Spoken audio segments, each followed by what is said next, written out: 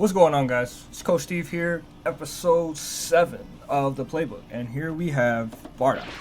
I'm only going to go over one particular move from Bardock, but we're going to go over it in a couple of different instances, and that's his Rebellion Spear, 236 Light, Lariat, however you refer to it as.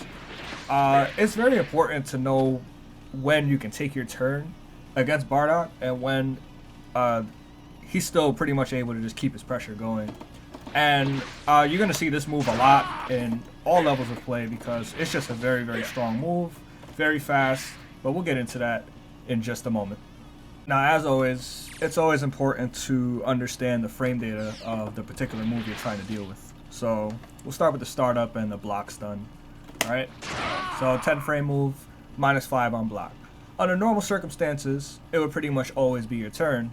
However, this move advances very far across the screen, and what that means is you're not always going to be able to get an opportunity to take your turn.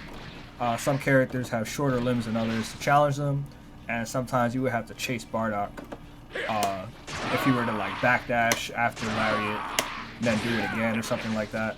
It would require some characters to chase, but there are quite a few tells for you to know when and how to take your turn. So the most important thing to know is the distance of the move, right?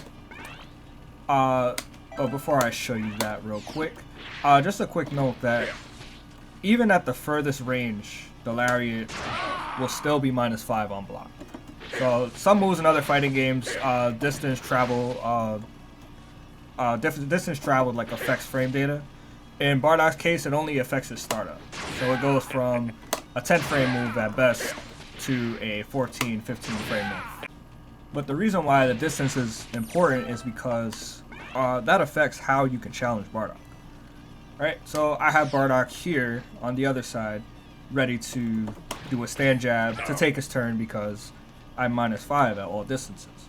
Alright, if I do the Lariat up close, right, say like in a string, completely his turn, my turn is gone.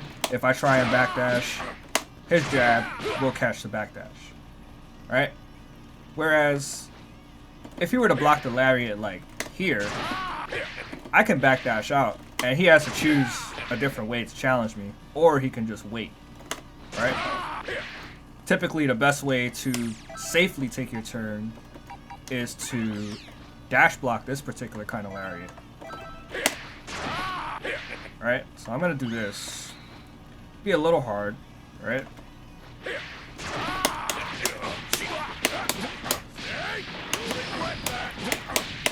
Alright, but if I time the dash block correctly, if he tries to steal his turn with a jab, he will not be able to. I'll still be safe by blocking.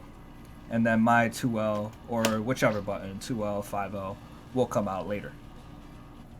Now, even up close, some characters are not as blessed as Bardock here in Team Gohan as well. Right, so you would normally want to take your turn from a close Lariat with a light attack. But if I'm Blue Goku, I can't exactly do that to start my pressure, right? What you can do is, if you have a far advancing medium, you can pretty much treat it the same way, right?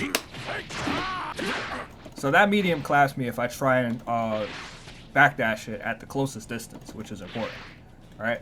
And even at further distances, Blue Goku's medium is very far-reaching, so he'll always be able to take his turn with his medium.